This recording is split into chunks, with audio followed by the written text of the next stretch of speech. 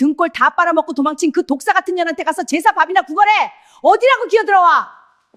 30년을 내 절친한 친구의 품에서 뒹굴던 남편이 다 썩어가는 몸뚱이로 휠체어에 앉아 감히 내 집 현관문을 두드렸습니다. 안녕하세요. 여러분의 깊은 주름의 고인 사연을 함께 나누는 시간입니다. 오늘 전해드릴 이야기는 평생을 바친 가족에게 버림받고 피눈물 나는 세월을 홀로 견뎌낸 한 여성의 기막힌 인생 역전과 통쾌한 인과응보에 대한 사연입니다.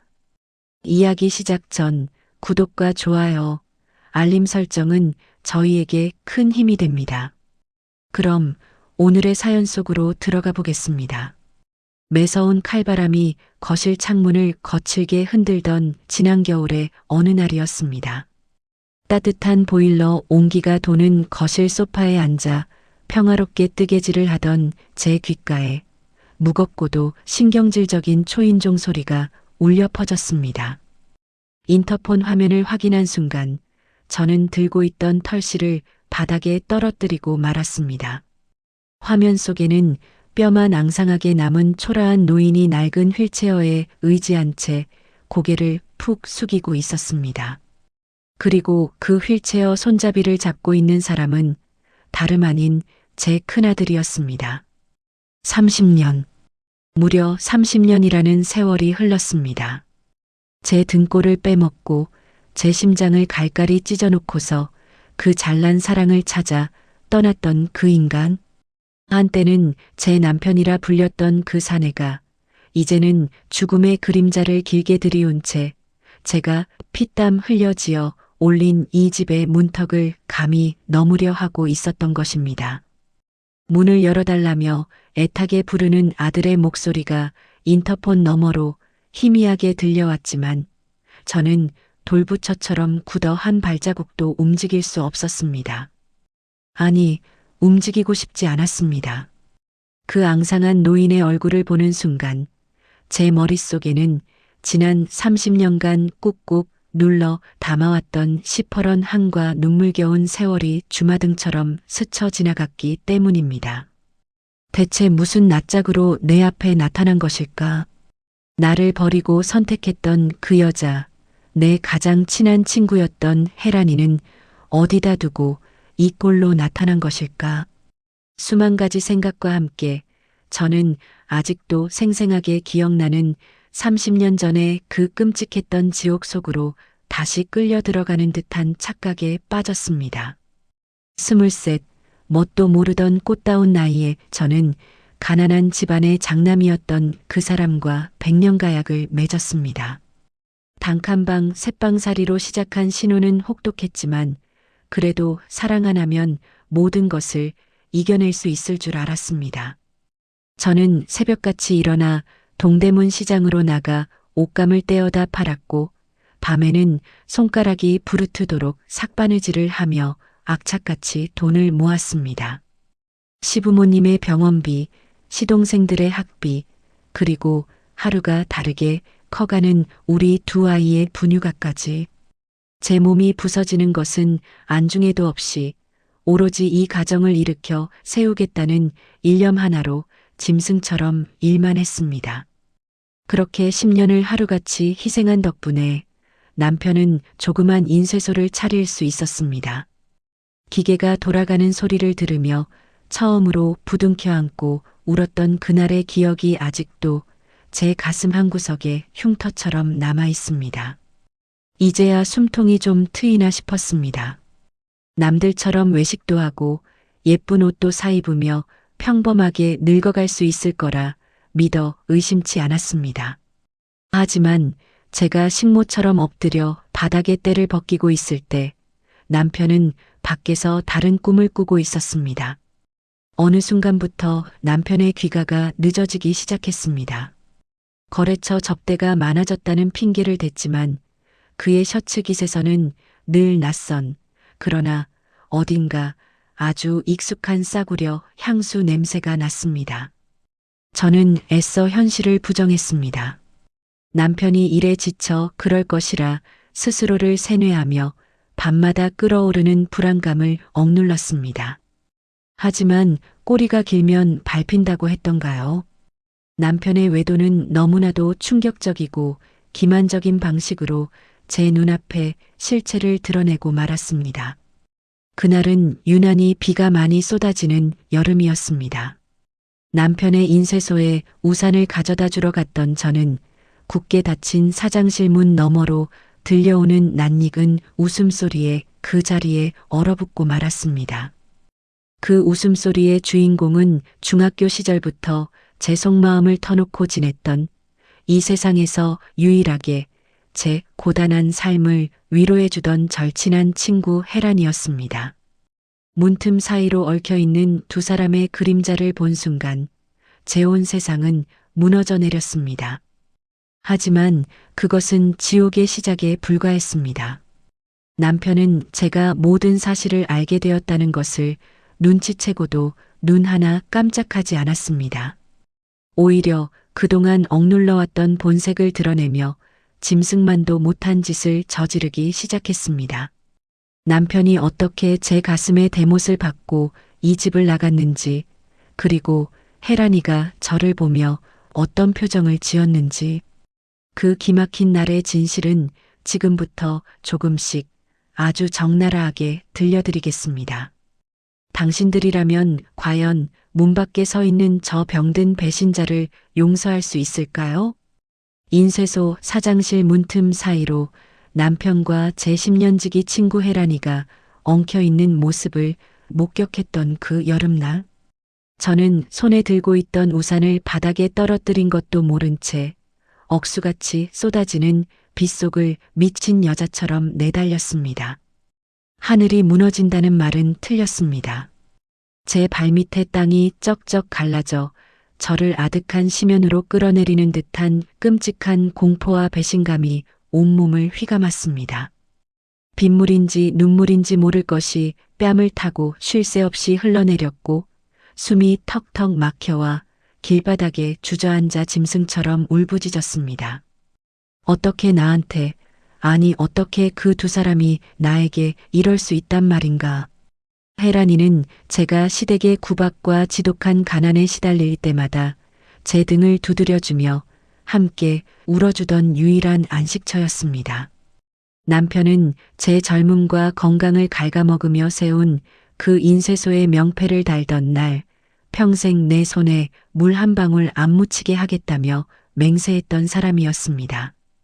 그 두 사람의 거짓된 위로와 미소 뒤에서 저를 바보천치로 취급하며 둘만의 더러운 욕정을 채우고 있었다는 사실에 제 이성은 산산조각이 났습니다. 집으로 도망치듯 돌아온 저는 흠뻑 젖은 옷을 갈아입을 생각도 하지 못한 채 방구석에 웅크려 벌벌 떨었습니다. 아이들이 유치원에서 돌아올 시간이 다 되어 가는데도 제 몸은 물먹은 솜처럼 무거워 도무지 일으킬 수가 없었습니다. 그때 도어록이 신경질적으로 열리는 소리와 함께 남편이 거실로 들어섰습니다. 무릎을 꿇고 100번 1000번 용서를 빌어도 모자랄 그 인간은 젖은 생쥐꼴을 하고 앉아있는 저를 벌레 보듯 흘겨보며 안방으로 성큼성큼 걸어 들어갔습니다. 남편의 손에는 커다란 여행용 가방이 들려 있었습니다. 그는 옷장 문을 거칠게 열어젖히고는 자신의 옷가지들을 쓸어 담기 시작했습니다. 일말의 죄책감이나 미안함 따위는 찾아볼 수 없는, 오히려 들켜서 홀가분하다는 듯한 참혹하리 많지 차가운 뒷모습이었습니다. 저는 바닥을 기어가듯 남편의 바지가랑이를 부여잡았습니다. 나를 버리는 건 참을 수 있어도 아무것도 모르는 우리 두 아이는 어떡하냐고 제발 이성을 찾으라고 피를 토하듯 매달렸습니다. 하지만 그 인간의 입에서 나온 말은 제 가슴에 수십 개의 비수를 꽂았습니다. 너같이 무식하고 억척스러운 여편네, 숨막혀서 더는 못 살아. 내 인생에서 당장 꺼져. 그 한마디가 전부였습니다. 10년을 식모처럼 소처럼 일만 하며 뒷바라지했던 제 청춘의 대가는 무식하고 억척스러운 여편네라는 오명뿐이었습니다. 남편은 매달리는 저를 매몰차게 발로 걷어찼고 저는 그대로 바닥에 나뒹굴며 이마를 찍고 말았습니다. 그러나 제 진짜 지옥은 남편이 떠난 다음 날 아침에 시작되었습니다. 남편은 집만 챙겨나간 것이 아니었습니다. 안방 장롱 깊숙한 곳, 제가 아이들 대학 등록금과 혹시 모를 시부모님 병원비를 위해 시장 바닥에서 버려진 시래기를 주워 먹으며 10원짜리 하나까지 긁어 모았던 붉은색 도장과 통장 3개가 흔적도 없이 사라진 상태였습니다. 심지어 우리가 살고 있던 이 작은 전세방의 보증금마저 며칠 전 남편이 사업 자금을 핑계로 담보대출을 최대로 끌어다 쓴 뒤 혜란의 이름으로 된 계좌로 모조리 빼돌린 후였습니다. 눈앞이 하얘졌습니다. 남편이 집을 나가며 훔쳐간 것은 단순한 종이 쪼가리가 아니었습니다. 그것은 제 지난 10년의 피땀이었고 하루 한 끼를 맹물로 채우며 버텨낸 제 뼈와 살이었으며 무엇보다 우리 어린 두 아이가 이 험한 세상에서 살아남을 수 있는 유일한 동아줄이자 목숨줄이었습니다. 남편과 혜란이는 그 돈으로 번듯한 아파트를 얻고 새 사업을 차릴 계획을 이미 치밀하게 세워두었던 것입니다. 제 목을 졸라 자신들의 화려한 미래를 산 셈이었습니다. 며칠 뒤 집을 비워달라는 집주인의 날 선 통보를 받고 넋이 나간 채 앉아있는 제 앞에 믿을 수 없는 불청객이 찾아왔습니다. 혜란이었습니다. 그녀는 머리부터 발끝까지 제가 평생 한 번도 입어보지 못한 고급스러운 백화점 옷을 휘감고 있었습니다. 미안함 따위는 눈곱만큼도 없는 우월감에 찬 비릿한 미소를 지으며 제게 돈 봉투 하나를 툭 던졌습니다. 위자료 청구 소송 같은 귀찮은 짓은 생각도 하지 말라며 아이들 데리고 총구석으로 꺼지라는 모욕적인 통보였습니다. 저는 던져진 돈 봉투를 갈기갈기 찢어 허공에 뿌렸습니다. 분노로 온몸의 핏줄이 터져버릴 것 같았지만 혜란은 콧방귀를 뀌며 우아한 자태로 돌아섰습니다. 텅 빈 집안에 찢어진 지폐 조각들만 눈처럼 흩날렸고 안방에서는 배가 고프다며 우는 아이들의 가냘픈 울음소리가 메아리 쳤습니다.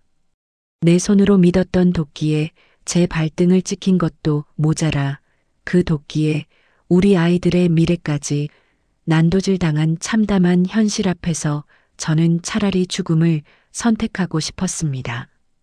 수면제가 든 약병을 쥔 손이 파르르 떨리던 그 칠흑 같은 밤. 절망의 늪에 빠져 모든 것을 포기하려던 찰나 어둠 속에서 들려온 7살 난 큰아들의 목소리는 작지만 제 심장을 날카롭게 관통했습니다. 엄마, 나 배 안 고파. 그러니까 울지 마. 내가 어른 되면 다 혼내줄게. 내가 엄마 지켜줄게. 까무러치듯 잠든 줄 알았던 아이는 제가 숨죽여 우는 등 뒤에서 그 작은 손으로 제 낡은 옷자락을 생명줄처럼 꽉 쥐고 있었습니다. 아이의 그 가냘픈 목소리는 제 이성을 마비시켰던 도끼를 단숨에 씻어내버렸습니다. 순간 머리를 아주 세게 얻어맞은 듯 정신이 번쩍 들었습니다. 내 배 아파 낳은 이 어린 핏덩이들을 두고 나 혼자 이 지옥에서 편해지겠다고 도망치려 했던 제 자신이 그 어떤 짐승보다도 끔찍하고 혐오스럽게 느껴졌습니다. 저는 손에 쥐고 있던 약병을 방구석으로 집어 던지고 두 아이를 부서져라 끌어안았습니다. 그리고 아이들의 정수리에 얼굴을 파묻은 채 소리 없는 오열을 토해냈습니다. 그날 밤 제가 흘린 눈물은 슬픔의 눈물이 아니었습니다. 그것은 남편과 혜란을 향한 찢어질 듯한 원망을 넘어 반드시 이 아이들을 보란듯이 훌륭하게 키워내 그 두 인간의 발밑에 기어코 침을 뱉어주겠다는 지독한 저주이자 맹세의 눈물이었습니다. 마음속에 남아있던 일말의 미련과 연민은 그 밤을 기점으로 완벽하게 잿더미가 되어 사라졌습니다. 다음 날 아침 저는 남은 동전 하나까지 탈탈 털어 산동네 꼭대기의 볕도 들지 않는 습기 찬 반지하 방으로 짐을 옮겼습니다. 곰팡내 나는 좁은 방바닥에 덩그러니 놓인 짐보따리를 보며 저는 다시는 남몰래 우는 나약한 짓 따위는 하지 않겠다고 입술을 깨물었습니다. 그날부터 저는 스스로 여성이기를, 평범한 사람이기를 철저히 포기했습니다. 세상의 가장 밑바닥에서 기어오르기 위해서는 사람의 몸뚱이가 아닌 야차의 심장이 필요했습니다. 새벽 3시면 일어나 시장 바닥으로 나가 남들이 버린 배추 시래기를 주워 모아 국을 끓여 아이들을 먹였고, 해가 뜨면 근처 공단 한바집에서 산더미처럼 쌓인 식판을 닦았습니다. 한겨울 얼음장 같은 물에 맨손으로 기름때를 벗겨내다 보면 손톱 밑이 쩍쩍 갈라져 피가 배어 나왔지만 대충 청테이프를 감고 다시 수세미를 쥐었습니다. 밤이 되면 유흥가 모텔촌으로 향해 취객들이 토해놓은 오물을 치우고 변기를 닦았습니다. 무릎 연골이 닳아 밤마다 바늘로 찌르는 듯한 고통에 시달리면서도 혹여나 잠든 아이들이 깰까봐 이불을 입에 틀어막고 신음 한 번 내지 않았습니다. 몸이 부서질 듯 고단한 나날이었지만 저를 벼랑 끝으로 몰아세운 그 인간들을 향한 복수심은 오히려 저를 더 강하게 채찍질하는 원동력이 되었습니다. 그러던 어느 날 한바집 주방 구석에서 남은 밥덩이를 물에 말아 허겁지겁 삼키던 제 귓가에 남편과 혜란의 소식이 들려왔습니다. 제가 아이들의 목숨줄과도 같던 돈을 10원 한 장까지 긁어 모았던 바로 그 피 묻은 돈으로 두 사람은 번화가에 아주 크고 번듯한 대형 인쇄 공장을 차렸다는 것이었습니다. 사장님, 사모님 소리를 들으며 외제차를 끌고 다니고 매주 주말이면 골프를 치러 다닌다는 믿기 힘든 호사스러운 가낭이었습니다. 심지어 혜라는 제게서 빼앗은 가정 위에 군림하며 주변 사람들에게 자신이 조강지처인 양 행세하고 다닌다더군요. 그 소식을 들은 순간 저는 피가 거꾸로 솟는 분노 대신 오히려 등골이 서늘해질 만큼 차가운 침착함을 느꼈습니다.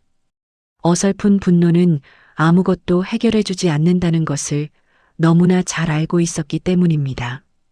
그들이 더 높은 곳으로 올라갈수록 훗날 바닥으로 곤두박질 칠 때의 고통은 배가 될 것이라 스스로를 다독였습니다.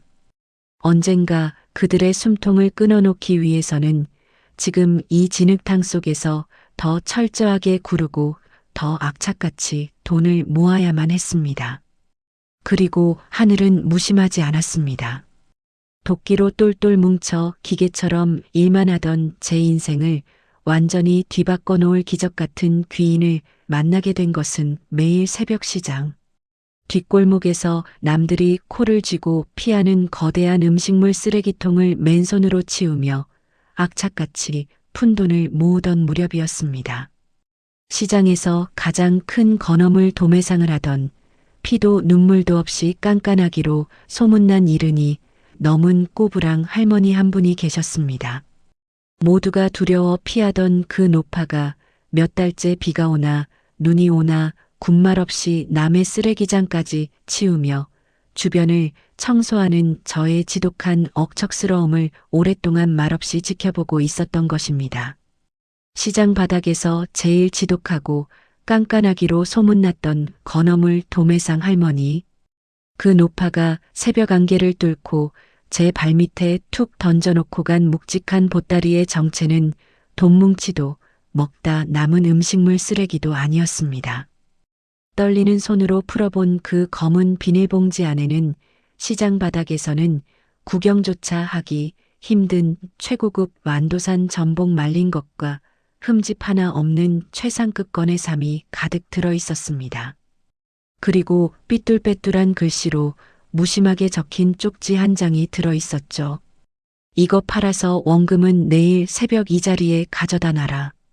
남은 돈은 내 새끼들 고기나 사 먹이고, 그것은 값싼 동정심이 아니었습니다. 밑바닥까지 떨어진 제 도끼와 성실함을 담보로 건 일종의 무서운 시험대였습니다.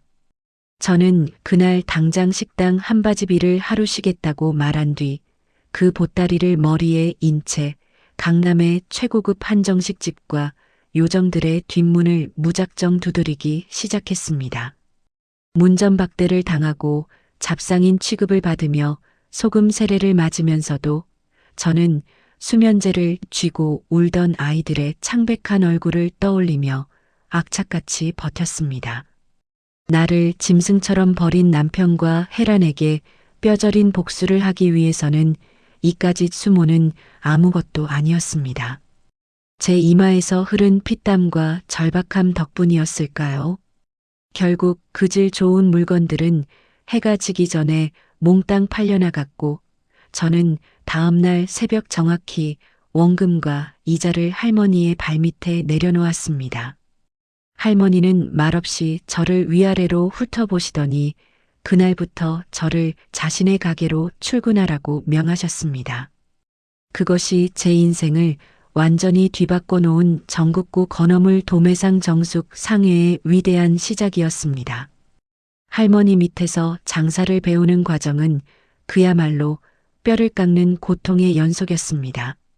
새벽 2시면 일어나 찬바람을 맞으며 경매장에 나가야 했고 곰팡이 핀 창고에서 하루 종일 해산물을 분류하느라 제 몸에서는 단 하루도 썩은 비린내가 가실 날이 없었습니다. 손가락 관절은 마디마디 굵어져 흉측하게 변했고 지문은 무거운 상자들에 쓸려 아예 닳아 없어져 버렸습니다. 한겨울에는 동상에 걸려 발가락에서 진물이 났지만 병원에 갈 시간조차 아까워 된장을 바르고 절뚝거리며 물건을 날랐습니다. 하지만 통장 잔고에 동그라미가 하나씩 늘어날 때마다 저는 밤마다 좁고 습한 반지하 방에서 웅크려 잠든 두 아이의 얼굴을 쓰다듬으며 소리 없는 환희의 눈물을 흘렸습니다. 그렇게 10년이라는 세월이 미친 듯이, 아니 짐승처럼 흘렀습니다. 저를 거둬주셨던 할머니가 돌아가시며 제게 전적으로 물려주신 가게와 알짜배기 거래처들을 발판 삼아 저는 도매상을 단순한 구멍가게가 아닌 기업 수준으로 키워냈습니다. 전국 각지의 좋은 물건을 독점하다시피 했고 들어오는 돈으로는 빚을 진 상인들의 헐값 매물이나 경매로 넘어간 번듯한 상가 건물들을 거침없이 사들였습니다. 그 옛날 우산 하나 없이 빗속으로 쫓겨나 길바닥에서 오열하던 비참한 정수기는 온데간데 없고 시장 상인들과 은행 지점장들이 먼저 허리를 굽혀 인사하는 수백억대 자산가 김 회장이 되어 있었습니다. 제가 피를 토하는 심정으로 악착같이 부를 축적하며 두 아이를 번듯하게 키워내는 동안 저를 지옥의 구렁텅이로 밀어 넣었던 남편과 혜란의 화려했던 삶에는 서서히 검고 파괴적인 먹구름이 끼기 시작했습니다. 두 사람은 제가 피눈물로 모았던 돈을 훔쳐 차린 인쇄소로 초반에는 꽤 승승장구하는 듯 보였습니다. 하지만 모래 위에 지은 성은 작은 파도에도 흔적 없이 무너지는 법입니다. 평생 제 헌신과 희생의 거머리처럼 기생해서 살아왔던 남편은 본질적으로 큰 사업을 이끌어갈 그릇이 못 되는 위인이었습니다. 돈이 조금씩 들어오자마자 그는 매일 밤 유흥주점을 전전하며 도박판에 손을 대기 시작했고 혜란 역시 그 더러운 돈이 영원히 솟아나는 샘물인 줄 알고 온몸에 수천만 원짜리 명품을 휘두르며 끔찍한 사치와 허영의 늪에 빠져들었습니다. 결정적인 파멸의 신호탄은 남편의 알량한 자존심과 끝없는 탐욕에서 터졌습니다.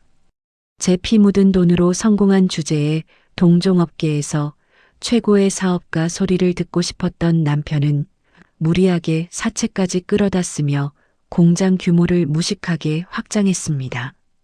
그러나 세상 물정 모르고 덤벼든 그에게 돌아온 것은 IMF라는 거대한 국가적 위기와 맞물려 터져버린 연쇄 어음부도, 그리고 눈덩이처럼 불어난 끔찍한 비더미뿐이었죠. 한밤중에 험악한 사채업자들이 공장에 들이닥쳐 기계를 모조리 부수고 압류 딱지를 붙이던 날, 남편과 헤라는 그제야 자신들이 저지른 잔혹한 업보의 무게를 피부로 실감하기 시작했을 것입니다. 하지만 그들이 맞이할 지옥은 이제 겨우 문이 열렸을 뿐입니다. 남편의 사업이 완전히 망해버리자 헤란에 숨겨진 진짜 악마 같은 민낯이 드러나기 시작했습니다. 그녀는 남편이 과거에 저를 헌신짝처럼 버렸던 것과 똑같은 방식으로, 아니, 그보다 훨씬 더 잔인하고 교묘한 방식으로 남편의 숨통을 끊어놓을 준비를 하고 있었습니다. 부도가 나서 남편이 경찰서에 불려가 조사를 받던 그 짧은 틈을 타 헤라는 남은 공장 부지와 살고 있던 아파트의 보증금마저 몰래 처분해 자신의 통장으로 빼돌리고는 야반도주를 감행했던 것입니다. 타인의 피눈물과 배신으로 맺어진 불륜 관계의 끝은 결국 또 다른 끔찍한 배신이라는 세상에 뻔하고도 무서운 진리가 남편의 목을 서서히 아주 고통스럽게 조여오고 있었습니다. 제가 으리으리한 강남의 주상복합 아파트 거실에서 따뜻한 홍차를 마시며 제 큰아들이 당당히 합격한 사법고시 수석 합격증을 감격스럽게 쓰다듬고 있을 무렵 남편은 헤란에게 완벽하게 뒤통수를 맞고 사채업자들에게 쫓겨 창문도 없는 퀴퀴한 여관방을 전전하는 쥐새끼 같은 신세로 전락해 있었습니다. 제 청춘을 앗아가고 쌓아 올린 그들의 바벨탑이 처참하게 무너져 내리는 소리가 제 귓가에는 그 어떤 오케스트라의 명곡보다도 황홀하고 달콤하게 들려왔습니다. 제 피눈물이 묻은 돈으로 쌓아 올린 남편과 헤란의 모래성은 생각보다 훨씬 더 빠르고 참혹하게 무너져 내렸습니다. 훗날 제 큰아들을 통해 전해 듣고 또 그 인간의 입으로 직접 확인하게 된 그들의 파멸 과정은 그야말로 하늘이 내린 완벽한 천벌이자 지독한 저주였습니다. IMF라는 거대한 폭풍이 몰아치고 무리하게 끌어다 쓴 사채 이자가 눈덩이처럼 불어나던 그 무렵 남편은 매일 밤 빚쟁이들의 환청에 시달리며 술에 절어 살았다고 합니다. 그리고 그 끔찍한 위기의 순간 헤라는 30년 전 저에게서 남편과 돈을 빼앗아 갔던 그 악마 같은 본성을 다시 한번 적나라하게 드러냈습니다. 부도 처리 직전 남편이 채권자들에게 멱살을 잡혀 경찰서에 끌려가 밤샘 조사를 받던 바로 그날 밤이었습니다. 헤라는 남편이 자리를 비운 단 몇 시간 만에 금고 안에 남아있던 마지막 현금 다발과 폐물들은 물론이고 비밀리에 돌려놓았던 남은 은닉 재산의 명의마저 모조리 자신의 대포 통장으로 빼돌렸습니다. 심지어 남편이 애지중지하던 최고급 외제 승용차마저 중고차 딜러에게 헐값에 넘겨버리고는 흔적도 없이 야반도주를 감행했습니다. 다음 날 아침 퀭한 눈으로 유치장에서 풀려나 집으로 돌아온 남편을 반긴 것은 텅 빈 금고와 열려있는 장롱문 그리고 현관문을 부수고 들이닥친 험악한 사채업자들 뿐이었습니다. 제게 위자료는커녕 아이들 밥줄까지 끊어놓고 도망쳤던 그 인간이 똑같은 방식으로 자신이 가장 믿고 사랑했던 내연녀에게 완벽하게 등골을 뽑히고 버려진 것입니다. 사채업자들에게 끌려가 으슥한 창고에서 짐승처럼 두들겨 맞은 남편은 오른쪽 다리의 신경이 끊어지는 중상을 입었습니다. 하지만 병원에 갈 돈조차 없었던 그는 절뚝거리는 다리를 이끌고 경찰서와 흥신소를 전전하며 미친 사람처럼 헤란을 찾아 헤맸다고 합니다. 그러나 헤란은 이미 신분까지 세탁하고 밀항선을 탔는지 아니면 또 다른 호구를 물어 숨어버렸는지 머리카락 한 올조차 찾을 수 없었습니다. 가진 것을 모두 잃고 건강마저 망가진 남편의 삶은 그야말로 시궁창 그 자체였습니다. 화려한 사장님 소리를 듣던 그는 하루아침에 노숙자 신세로 전락했습니다. 낮에는 건설 현장에서 막노동을 하려 했지만 망가진 다리 때문에 번번이 쫓겨났고, 밤에는 무료 급식소를 전전하며 유통기한이 지난 빵 쪼가리로 연명했습니다. 제가 찬물에 손을 담그고 남의 식판을 닦으며 뼈를 깎는 고통으로 아이들을 키워내던 그 시간 동안 가는 지하철역 구석의 박스 위에서 소주병을 껴안고 과거의 영광과 해란에 대한 증오를 씹어 삼키며 서서히 썩어가고 있었습니다. 그러던 어느 추운 겨울날 매일같이 독주를 들이붓고 길바닥에서 잠을 청하던 남편에게 결국 돌이킬 수 없는 병마가 덮쳤습니다. 뇌졸중이었습니다. 쓰레기 더미 옆에 쓰러져 거품을 물고 있던 그를 행인이 발견해 간신히 목숨은 건졌지만 골든타임을 놓친 탓에 몸의 반쪽이 마비되는 끔찍한 후유증이 남았습니다. 가족도 돈도 심지어 자신을 돌볼 힘조차 잃어버린 그는 냄새나는 시립요양병원의 6인실 구석 침대에 짐짝처럼 버려졌습니다. 제 젊음과 피땀을 빨아먹고 기생하던 거머리의 가장 비참하고도 초라한 말로였습니다. 그렇게 병원 천장만 바라보며 죽을 날만 기다리던 남편의 눈에 기적 같은, 아니 기적을 가장한 잔인한 운명의 장난이 스쳐 지나간 것은 병실벽에 걸린 낡은 텔레비전 뉴스를 통해서였습니다. 화면 속에는 굵직한 정재계 비리 사건을 파헤치며 세간의 주목을 받는 젊고 카리스마 넘치는 스타 검사의 얼굴이 비치고 있었습니다. 당당한 체격, 매서운 눈빛, 그리고 자막에 뜬 특수부 김호우 검사라는 이름.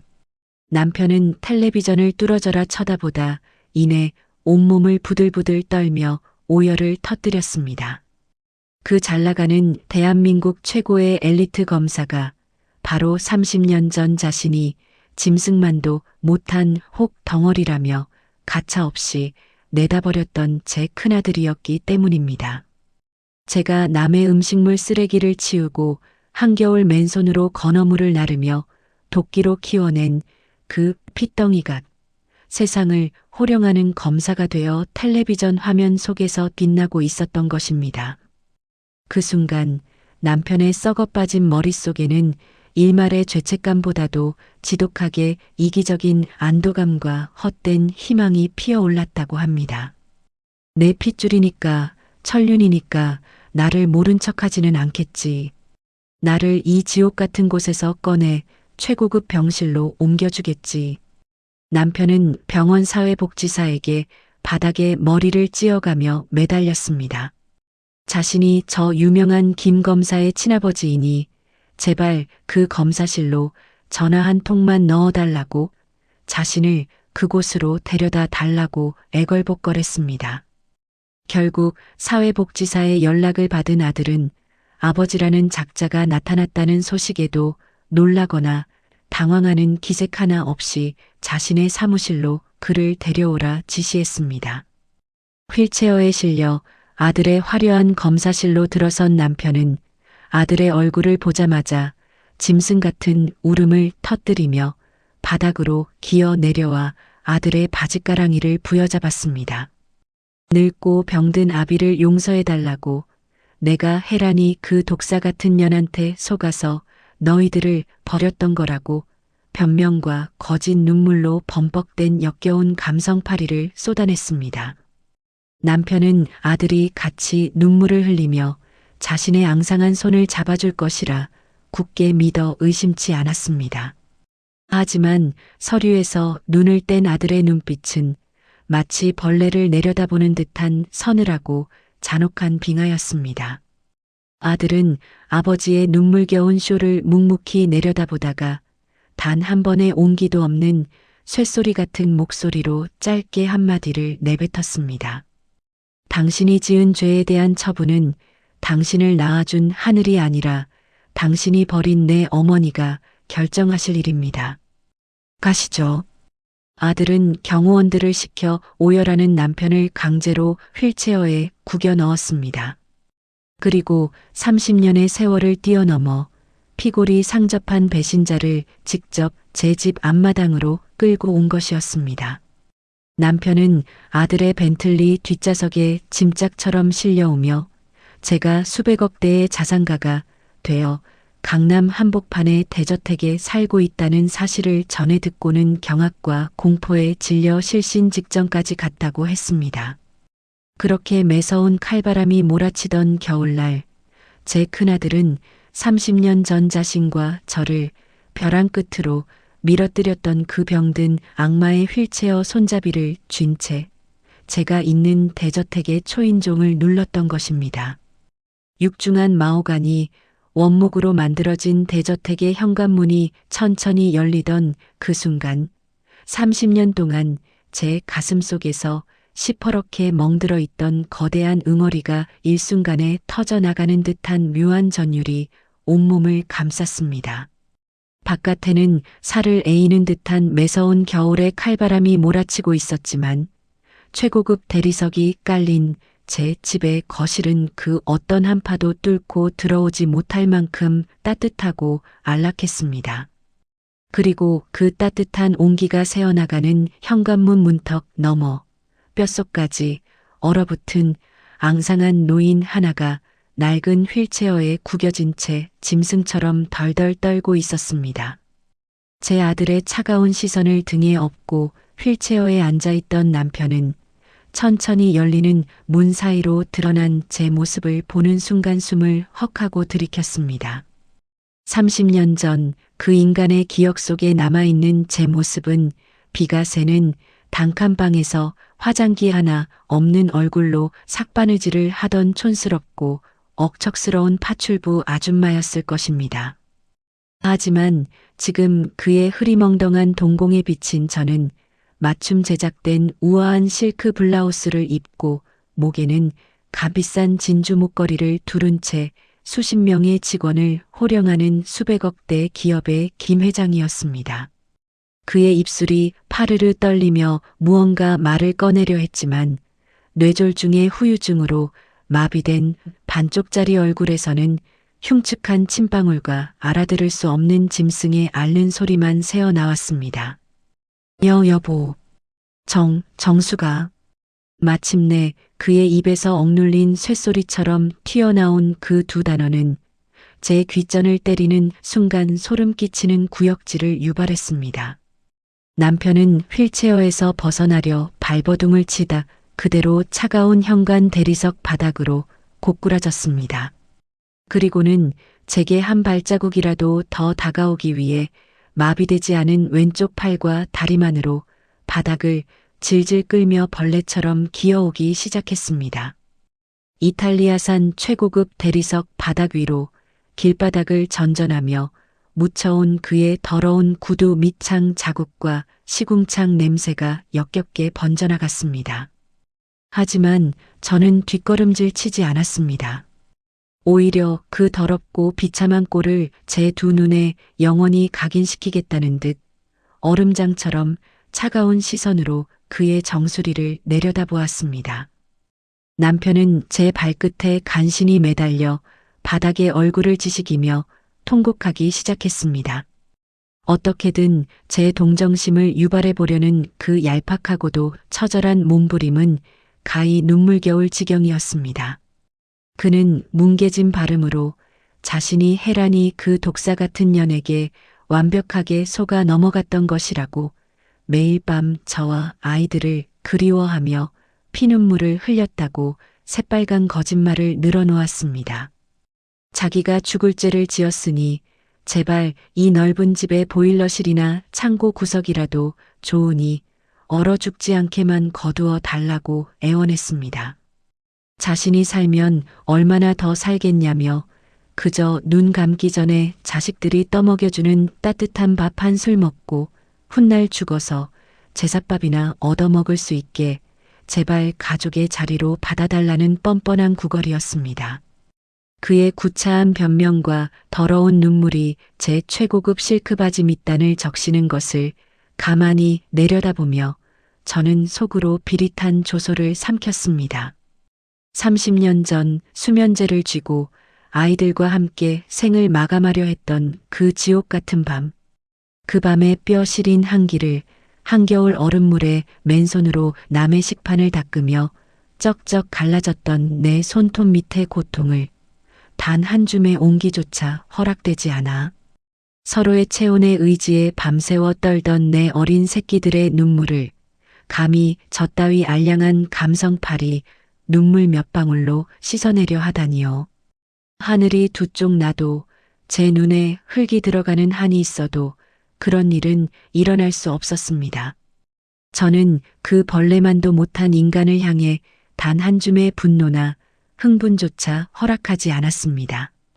복수의 완성은 내가 그들 때문에 분노하는 것이 아니라 벌레를 밟아 죽일 때처럼 아무런 감정도 느끼지 못할 만큼 완벽한 절대 우위에 서는 것임을 깨달았기 때문입니다. 저는 차가운 바닥에 엎드려 제 바짓가랑이를 부여잡고 있는 남편의 손을 구둣발로 자비 없이 짓눌러 버렸습니다. 뼈가 부서지는 듯한 비명이 대저택의 거실을 쩌렁쩌렁 울렸지만 제 표정은 그 어느 때보다도 평온하고 냉혹했습니다. 당신 제사밥? 그건 당신 등골을 마지막 한 방울까지 빼먹고 도망친 당신의 그 영원한 사랑, 혜란이한테 가서 빌어. 너 같은 버러지가 감히 숨을 쉬고 발을 들릴 수 있는 곳이 아니야 여긴. 내 새끼들의 피눈물과 내 땀방울로 지은 내 성전이라고. 제 입에서 떨어진 벼락 같은 그 한마디에 남편은 사시나무 떨듯 온몸을 떨며 절망의 비명을 내질렀습니다. 저는 뒤에 서 있던 건장한 경호원 2명에게 턱짓으로 지시했습니다. 저 쓰레기를 당장 대문 밖 길바닥에 내다버리고 행여나 다시 반경 100m 안으로 접근하면 가차없이 경찰의 주거 침입으로 넘겨버리라는 서늘한 명령이었습니다. 경호원들의 억센 소나기에 목덜미가 잡혀 질질 끌려나가면서도 남편은 살려달라며 한 번만 용서해 달라며 짐승의 울음소리를 냈습니다. 하지만 그가 현관문 밖으로 완전히 내동댕이 쳐지려는 찰나였습니다. 마지막 발악을 하듯 현관문 문틀을 필사적으로 부여잡은 남편이 마비된 손을 바들바들 떨며 자신의 빛바랜 외투 안주머니에서 구깃구깃하고 누렇게 바랜 서류 봉투 하나를 꺼내 들었습니다. 정수가, 내가. 혜란이 그년. 그 독사 같은 년이 어디에 숨어 있는지 알아. 그년이 내 돈으로 무슨 끔찍한 짓을 저질렀는지 이 안에 다 있다고. 제발 이것만 확인하고 나를. 현관문 문틀을 필사적으로 부여잡은 채 허공에 치켜든 남편의 바들바들 떨리는 손, 그리고 그 손에 쥐어진 누렇게 바랜 낡은 서류 봉투. 혜란이라는 그 이름 2글자가 남편의 짓뭉개진 입술을 뚫고 나오는 순간 제 전신을 흐르던 피가 일순간에 얼어붙는 듯한 기이한 감각에 사로잡혔습니다. 30년이라는 기나긴 세월 동안 단 하루도 잊어본 적 없는 철천지원수. 제 젊음을 송두리째 앗아가고 제 아이들의 입에 들어갈 밥숟가락마저 무참히 짓밟았던 그 독사 같은 여자의 행방이 바로 저 더러운 봉투 안에 들어있다는 사실에 제 심장은 미친 듯이 요동쳤습니다. 남편은 제 눈빛이 미세하게 흔들리는 것을 기가 막히게 직감한 듯 했습니다. 그는 마치 대단한 권력이라도 쥔 양 혹은 자신의 목숨을 연장할 완벽한 동아줄을 잡았다는 듯 흉측하게 일그러진 얼굴로 비릿한 웃음을 지어 보였습니다.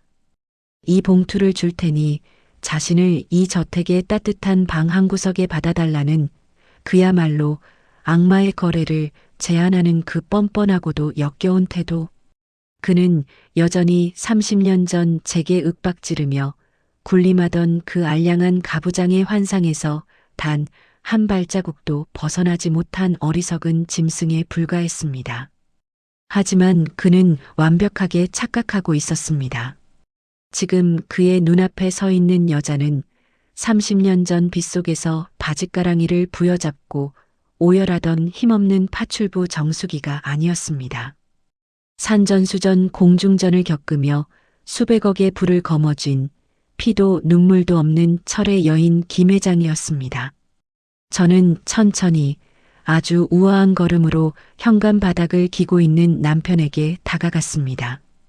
그리고 남편이 안도감에 찬 숨을 내쉬며 봉투를 내밀려는 찰나 제 뒤에 그림자처럼 서 있던 경호원들을 향해 서늘한 눈빛으로 턱짓을 보냈습니다. 제 신호가 떨어지기가 무섭게 덩치 큰 경호원 하나가 남편의 마비된 손목을 무자비하게 비틀어 꺾고는 그 누런 서류 봉투를 순식간에 낚아채 제 손에 공손히 쥐어주었습니다. 이게 무슨 짓이야? 정수가 약속이 다르잖아. 남편의 짐승 같은 단말마가 대리석 현관을 쩌렁쩌렁 울렸지만 저는 단 한치의 흔들림도 없이 차가운 시선으로 그를 내려다보았습니다. 약속? 내가 언제 너 같은 쓰레기랑 약속을 했다고 그래. 이 봉투는 30년 전 내가 내 장롱에서 훔쳐간 내 피눈물에 대한 아주 작은 이자일 뿐이야. 끌어내. 반항하면 뼈를 부러뜨려서라도 길바닥에 처박아 버려. 제 차가운 명령이 떨어지자마자 경호원들은 남편의 뒷덜미와 휠체어를 짐짝처럼 거칠게 잡아 끌었습니다. 살려달라고, 한 번만 기회를 달라고 울부짖으며 현관문 문지방을 긁어대는 남편의 손톱에서 핏물이 배어 나왔지만 육중한 마호간이 원목문은 한치의 자비도 없이 굳게 닫혀버렸습니다. 매서운 겨울의 칼바람 속으로 완전히 내동댕이 쳐진 남편의 절규는 두꺼운 방음벽에 막혀 이내 희미한 파차름으로 사라졌습니다. 그것이 제 인생을 지옥으로 몰아넣었던 한 남자의 가장 완벽하고도 비참한 최후였습니다. 그는 해란을 잡기 위한 미끼를 스스로 제 발밑에 받치고 아무런 대가도 얻지 못한 채 길바닥에 얼어붙은 쓰레기로 버려진 것입니다. 거실의 정막 속에서 저는 벽난로의 장작이 타들어가는 소리를 들으며 천천히 제 서재로 향했습니다. 묵직한 가죽 의자에 깊숙이 몸을 묻고 손에 쥐어진 그 낡은 봉투의 겉면을 매만졌습니다. 남편이 해란에게 버림받고 노숙자 신세로 전락하기 직전 남은 전 재산을 털어 흥신소에 의뢰했던 피 묻은 추적의 결과물이 그 안에 고스란히 담겨 있었습니다. 조심스럽게 봉투의 입구를 찢고 내용물을 책상 위에 쏟아내는 순간 저는 소름 끼치는 분노와 동시에 묘한 환희를 느꼈습니다. 수십 장의 파파라치 사진들과 빼곡하게 적힌 흥신소의 뒷조사 보고서. 사진 속 헤라는 30년의 세월이 무색할 만큼 화려하고 사치스러운 자태를 뽐내고 있었습니다. 그녀는 남편의 돈을 모조리 들고 튄 뒤 신분을 교묘하게 세탁하고 지방의 한 소도시로 내려가 있었습니다. 그리고 제 돈으로 굴린 막대한 자본을 미끼로 그 지역의 유력 인사들에게 접근해 지금은 최고급 실버타운과 요양병원을 운영하는 고상하고 우아한 재단 이사장 행세를 하고 있었습니다. 하지만 보고서의 다음 장을 넘기는 순간 헤란의 화려한 겉모습 뒤에 숨겨진 썩어 문드러진 실체가 낱낱이 드러났습니다.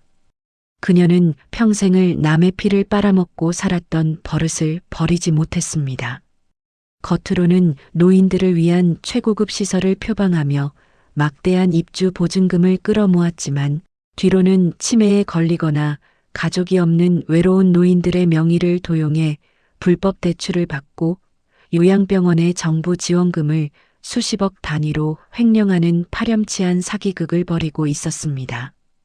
심지어 자신의 사치스러운 생활을 유지하기 위해 무리한 부동산 투기에 손을 댔다가 최근 연쇄부도 위기에 처해 당장 수백억의 자금을 수혈받지 못하면 실버타운 전체가 경매로 넘어가 구속될 절체절명의 위기에 빠져 있다는 사실이 적혀 있었습니다.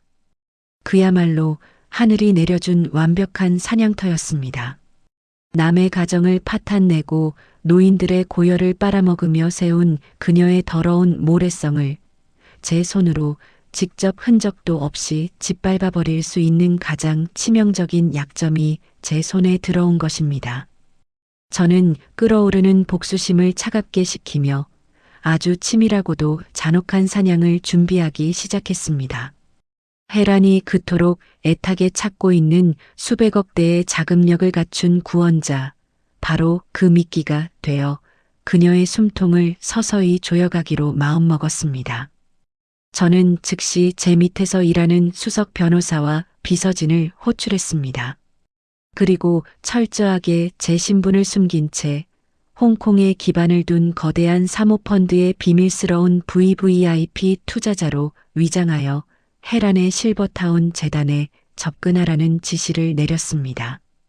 파산 직전의 낭떠러지에서 매일 밤 악몽에 시달리던 헤란에게 혜성처럼 등장한 신원 미상의 거물급 투자자는 의심할 여지 없는 한 줄기 빛이자 썩은 동아줄이 될 것이 분명했습니다.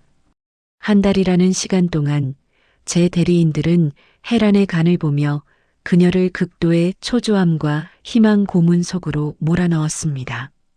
계약서를 썼다 찢었다를 반복하며 그녀의 피를 말렸고 헤란은 어떻게든 이 투자를 성사시키기 위해 자신의 영혼이라도 팔 기세로 제 대리인들 앞에서 바닥에 엎드려 아부를 떨었습니다. 그리고 마침내 헤란의 목을 칠 완벽한 덫이 완성되었습니다. 최종 투자 계약서에 도장을 찍기 위해 베일에 쌓여있던 사모펀드의 최고 결정권자 회장님이 직접 지방의 실버타운으로 시차를 가겠다는 통보를 내린 것입니다. 차창 밖으로 앙상한 겨울 나무들이 빠르게 스쳐 지나갔습니다. 제가 탄 최고급 마이바흐 리무진이 지방 국도를 부드럽게 미끄러지듯 달려 마침내 산기슭에 흉물스럽게 자리 잡은 거대한 건물 입구로 들어섰습니다. 에델바이스 프리미엄 실버타운. 입구에 세워진 번쩍이는 대리석 간판은 겉보기엔 그럴싸했지만 제 비서진이 넘겨준 회계장부 속 진실을 알고 있는 제 눈에는 그저 노인들의 피와 눈물로 쌓아 올린 추악한 무덤으로밖에 보이지 않았습니다. 차량이 로비 입구에 부드럽게 멈춰서는 순간 저는 짙게 선팅된 유리창 너머로 30년 만에 가토록 찢어 죽이고 싶었던 한 여자의 얼굴을 발견했습니다. 헤란이었습니다. 그녀는 혹독한 영하의 날씨에도 불구하고 얇은 실크 정장을 입은 채 수십 명의 요양원 직원들을 병풍처럼 도열시켜 놓고 레드카펫 끝자락에 초조하게 서 있었습니다. 파산 직전의 낭떠러지에서 매일 밤 피를 말리다 마침내 동아줄을 내려줄 수백억 대의 홍콩 사모펀드 회장이 도착했다는 소식에 그녀의 얼굴에는 숨길 수 없는 탐욕과 절박함이 기괴하게 뒤섞여 있었습니다. 운전기사가 차에서 내려 정중하게 뒷좌석의 문을 열었습니다. 매서운 칼바람이 얼굴을 때렸지만 제 심장은 그 어느 때보다도 뜨겁고 평온하게 고동쳤습니다. 최고급 캐시미어 코트 자락을 휘날리며 제가 검은 구두를 레드카펫 위에 올려놓는 순간 헤라는 굽 높은 구두를 신은 것도 잊은 채 허겁지겁 달려와 제 발밑을 향해 90도로 허리를 꺾었습니다. 회장님, 누추한 곳까지 친히 왕림해 주셔서 영광입니다. 재단 이사장 이해란이라고 합니다. 제 돈을 훔쳐 달아나 30년 동안 남의 고열을 빨아먹으며 귀부인 행세를 하던 그 오만방자한 여자가 지금 제 발끝을 향해 머리를 조아리며 아부를 떨고 있었습니다.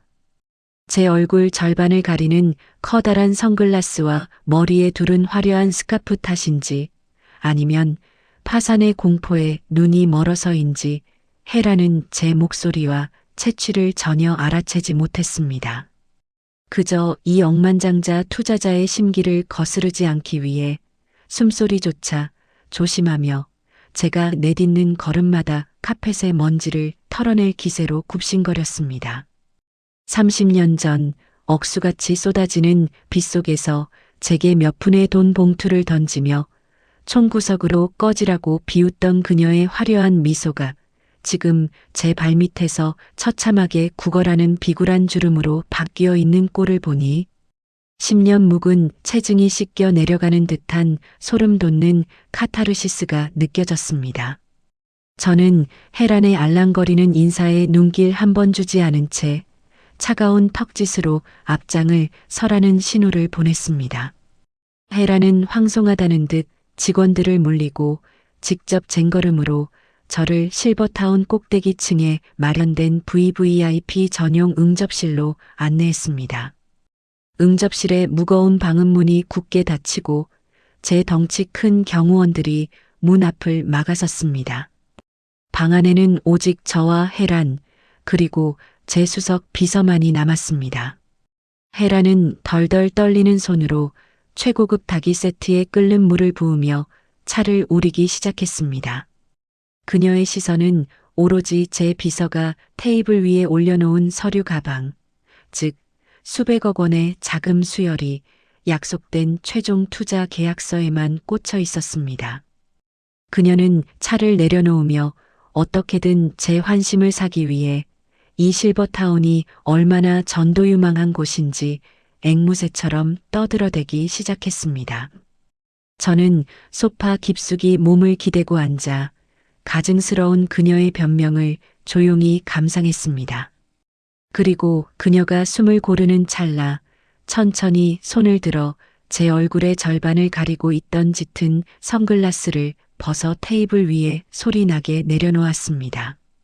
이어서 머리를 감싸고 있던 실크 스카프를 풀어내리며 온전히 드러난 제 두 눈으로 헤란의 얼굴을 정면으로 직시했습니다. 차가 좀 식었네. 30년 전 내가 내 인쇄소 사장실에서 그 인간과 타 마시던 싸구려 커피보다는 고급이긴 한데 말이야. 그 순간 찻잔을 다시 집어 들려던 헤란의 손이 공중에서 거짓말처럼 굳어버렸습니다. 그녀의 시선이 제 선글라스가 벗겨진 눈매에 닿았고 제 입에서 흘러나온 그 서늘하고도 익숙한 목소리가 고막을 때리자 그녀의 눈동자가 터질 듯이 팽창하기 시작했습니다. 덜덜 떨리던 손에서 결국 찻잔이 바닥으로 추락하며 날카로운 파열음을 냈고 뜨거운 찬물이 그녀의 실크 스타킹을 적셨지만 헤라는 비명조차 지르지 못했습니다. 마치 대낮에 살아 돌아온 원기를 마주한 사람처럼 그녀의 화려하게 화장한 얼굴은 순식간에 잿빛으로 질려갔습니다. 저 정숙이? 아니 말도 안 돼. 내가 어떻게 회장님? 부정하고 싶을 것입니다. 30년 전 빗속으로 내쫓아버린 길바닥에서 수면제를 먹고 죽었을 거라 믿어. 의심치 않았던 그 벌레 같던 정수기가 수백억을 쥐고 흔드는 사모펀드의 회장이 되어 자신의 생명줄을 쥐고 나타났다는 사실을 그녀의 알량한 뇌로는 도저히 받아들일 수 없었을 테니까요. 헤라는 뒷걸음질을 치다 소파 모서리에 부딪혀 바닥에 꼴사납게 주저앉았습니다. 벌벌 떠는 그녀의 입술 사이로 알아들을 수 없는 짐승의 앓는 소리가 새어나왔습니다. 저는 우아하게 다리를 꼬고 앉아 비서에게 손짓했습니다. 비서가 가방을 열고 꺼낸 것은 헤란이 그토록 기다리던 투자 계약서가 아니었습니다. 테이블 위로 무심하게 던져진 두꺼운 서류 뭉치. 그것은 헤란이 그동안 치매 노인들의 명의를 도용해 빼돌린 수십억 원의 불법 대출금 명세서와 요양병원 보조금 횡령 장부 그리고 무엇보다 헤란이 사채업자들에게 빌려 쓰고 갚지 못해 신체 포기 각서까지 썼던 수백억 대의 악성 채무를 김정숙이라는 이름으로 몽땅 매입했다는 완벽하고도 자비 없는 채권 양도 증서들이었습니다. 내가 그토록 애타게 기다리던 홍콩의 천사 같은 투자자는 애초에 없었어. 있는 건 내가 빼돌린 수백억 원의 빚을 몽땅 사들여서 당장 내일 아침 내 요양원과 내 목숨줄을 경매에 넘겨버릴 가장 악독한 채권자 정숙이 하나뿐이지. 제 입에서 떨어진 사형 선고와도 같은 서류들을 눈으로 확인한 순간 헤라는 눈을 뒤집으며 호흡 곤란을 일으켰습니다. 자신이 평생을 바쳐 훔치고 빼앗아 쌓아 올린 모든 재산과 위선적인 명예가 바로 자신이 짓밟았던 여자의 손끝에서 단 1초 만에 잿더미로 변해버렸다는 절망감. 그리고 당장 내일이면 사기 및 횡령죄로 감옥에 가거나 사채업자들에게 끌려가 장기가 적출될지도 모른다는 극도의 공포가 그녀를 완전히 미치게 만들었습니다. 헤라는 바닥을 기어와 제 구두코를 부여잡고 오열하기 시작했습니다. 정수가, 내가 잘못했어. 내가 미쳤었어. 제발 한 번만 살려줘. 내가 달라는 대로 다 줄게. 내 목숨만 빼고 다 가져가도 좋으니까 제발 경찰에만 넘기지 말아줘. 30년 전 빗속에서 내 아이들을 살려달라며 남편의 바짓가랑이를 부여잡고 울부짖던 제 모습이 그녀의 비참한 몰락 위로 고스란히 오버랩되었습니다. 하지만 저는 그녀를 향해 단 한 줌의 동정심이나 분노조차 내비치지 않았습니다. 그저 바닥에 엎드린 그녀의 정수리를 향해 얼음장처럼 차가운 한마디를 내뱉었을 뿐입니다. 내 목숨 따위는 내게가 먹는 사료값어치도 안 돼. 내가 내 아이들 밥줄 끊어놓고 훔쳐간 그 돈, 그리고 내가 파먹은 불쌍한 노인들의 피눈물까지 평생 감옥 바닥에서 똥물을 뒤집었으며 내 피와 살을 갉아먹으면서 갚아. 그것이 내가 지은 죄에 대한 유일한 이자니까. 바닥에 엎드려 제 구두코에 눈물 콧물을 비벼대며 목숨만 살려달라 애원하던 헤란. 그 추악하고 비굴한 몰골을 내려다보며 저는 한치의 동요도 없이 비서에게 미리 준비해 둔 계획표대로 움직일 것을 지시했습니다. 제가 이 흉물스러운 실버타운의 로비에 발을 들이기 전 제 변호인단은 이미 관할, 경찰서, 지능범죄수사대와 주요 언론사에 헤란의 수백억대, 횡령 및 사기, 치매 노인 명예 도용과 불법 대출에 관한 모든 증거 자료를 빠짐없이 제보한 상태였습니다. 헤란이 바닥을 긁으며 짐승 같은 울음을 토해내고 있을 때 요란한 경찰차의 사이렌 소리가 실버타운의 고요를 갈기갈기 찢으며 울려 퍼졌습니다. VVIP 응접실에 굳게 닫혀있던 문이 거칠게 열리고 건장한 형사들이 들이닥쳤습니다. 차가운 쇠수갑이 철컥하고 헤란의 얇은 손목에 채워지는 순간 그녀는 완전히 실성한 사람처럼 눈을 뒤집으며 발작을 일으켰습니다. 이거 내가 누군지 알아? 나 여기 이사장이야. 정수가 제발 살려줘. 내가 훔친 돈 다 토해낼게. 내가 내 종노릇이라도 할 테니까 제발 한 번만. 하지만 형사들의 억센 소나기에 끌려나가는 그녀의 단말만은 허공을 맴돌다 흩어질 뿐이었습니다.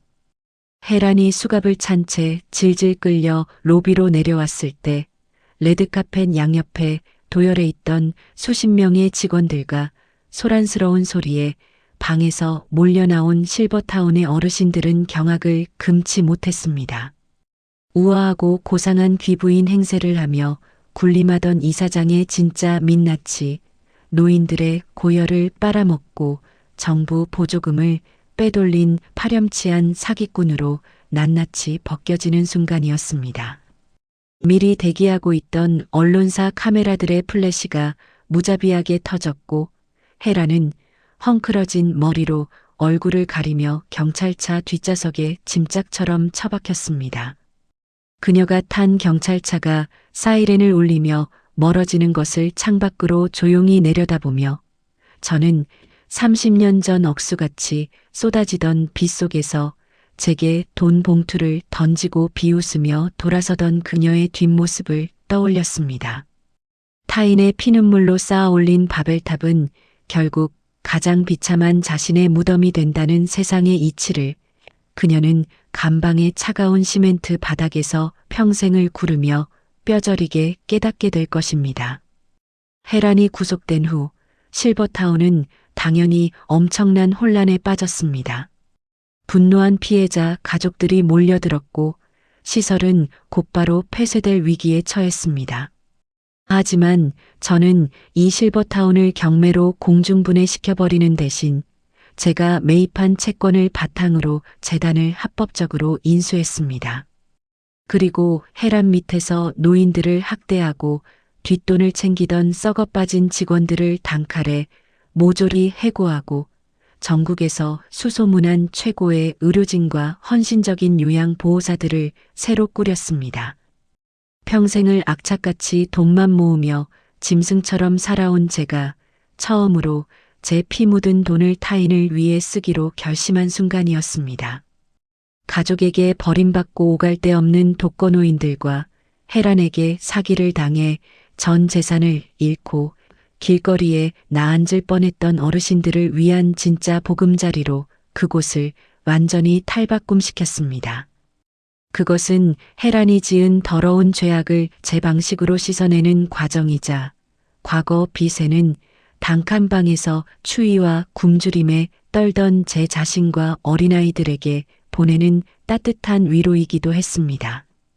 어르신들이 제 손을 잡고 눈물을 흘리며 고맙다고 하실 때마다 제 가슴속에 30년간 맺혀있던 도끼마저 눈 녹듯 씻겨 내려가는 것을 느꼈습니다.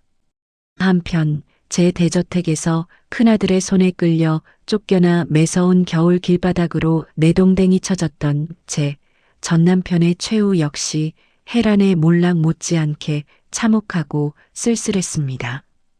마비된 몸으로 며칠을 길거리에서 짐승처럼 구걸하며 연명하던 그는 낡은 무료 급식소 구석에 온몸을 녹이러 들어갔다가 텔레비전을 통해 헤란의 구속 뉴스를 보게 되었다고 합니다. 자신을 버리고 도망친 유일한 사랑이자 마지막 희망이었던 헤란이 수갑을 차고 끌려가는 끔찍한 모습. 그리고 그 거대한 실버타운 재단을 인수한 새 이사장이 바로 자신이 30년 전 짐승만도 못하다며 쓰레기처럼 내다버렸던 조강지처 김정숙이라는 사실이 뉴스 앵커의 입을 통해 흘러나왔을 때 남편은 쥐고 있던 플라스틱 식판을 바닥에 떨어뜨린 채 그 자리에서 컥컥거리며 쓰러졌습니다. 극도의 충격과 뼈저린 회한 그리고 돌이킬 수 없는 절망감이 그의 병든 심장을 완전히 먹게 한 것입니다. 숨을 거둔 그는 가족조차 찾지 않는 행여병자로 분류되어 이름 모를 시립병원의 차가운 안치실 구석에 며칠을 방치되었습니다. 그리고 결국 무연고 시신으로 쓸쓸하게 처리되어 어느 이름 모를 야산의 한 줌의 재로 흩뿌려졌습니다.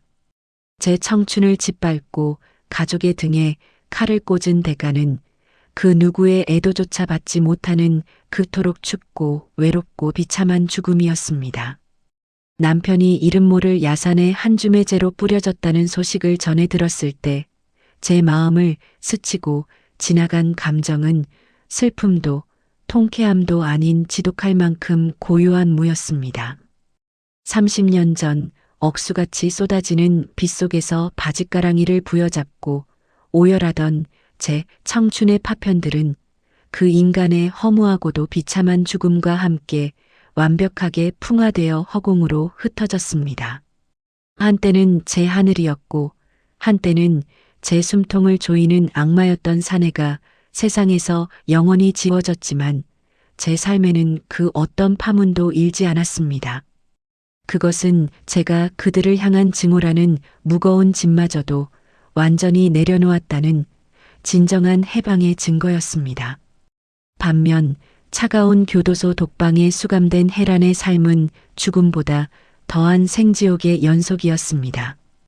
혜란은 매달 제 대저택으로 눈물 자국이 번진 두꺼운 편지를 보내왔습니다. 감옥 바닥에서 똥물을 뒤집어 쓰며 뼈저리게 후회하고 있으니 제발 합의서를 써달라며 짐승처럼 애원하는 내용이었습니다. 젊은 날에 화려했던 미모는 온데간데 없이 탈모와 피부병에 시달리며 영양실조로 이빨마저 몇 개 빠져버렸다는 차마 눈뜨고 볼 수 없는 비참한 근황들이 구구절절 적혀 있었습니다. 하지만 저는 단 한 번도 그 편지들의 답장을 보내거나 일말의 동정심을 갖지 않았습니다. 비서가 우편물을 가져올 때마다 저는 타오르는 벽난로 속에 그 편지들을 봉투째 무심하게 던져버렸습니다. 활활 타오르는 불길 속에서 혜란의 거짓된 회개와 구걸이 까맣게 재로 변해가는 것을 조용히 응시하며 저는 최고급 홍차를 한 모금 음미할 뿐이었습니다. 타인의 가정을 파탄내고 노인들의 고열을 짜내어 입었던 그녀의 화려한 실크 드레스는 이제 평생 벗을 수 없는 거칠고 차가운 수의가 되어 그녀의 남은 숨통을 천천히 조여갈 것입니다. 그것이 바로 세상이, 그리고 제가 그녀에게 내린 가장 완벽하고도 자비 없는 사형 선고였습니다. 그 더러운 배신자들의 흔적이 제 삶에서 완벽하게 소거된 후 제 앞에는 그토록 뼈를 깎는 고통으로 지켜냈던 눈부신 보상들이 만개하기 시작했습니다. 어느덧 매서운 겨울이 지나고 따뜻한 봄 기운이 대저택의 정원에 스며들던 설날 아침. 30년 전 냉기가 도는 반지하 방바닥에서 배가 고프다며 칭얼거리던 두 아이는 이제 대한민국 사회의 가장 높은 곳에서 존경받는 훌륭한 어른으로 성장해 제 앞에 서 있었습니다. 텔레비전 뉴스에서 부패한 권력을 향해 서슬퍼런 칼날을 휘두르던 정의로운 검사아들은 제 앞에서는 그저 애교 많고 다정한 큰아들이 되어 최고급 한우 세트와 두툼한 용돈 봉투를 안겨주었습니다. 오빠 못지않게 악착같이 공부해 대형 병원의 흉부외과 수석 과장이 된 딸아이는 제 굳은 살 박인 손을 꼭 쥐며 제 건강을 자신의 목숨보다 더 끔찍하게 챙겼습니다. 어머니, 이제 그 무거운 짐 다 내려놓으시고 저희가 깔아드리는 비단길만 걸으세요. 저희 키우시느라 달아버린 어머니의 청춘, 저희가 남은 평생 최고로 모시며 갚겠습니다.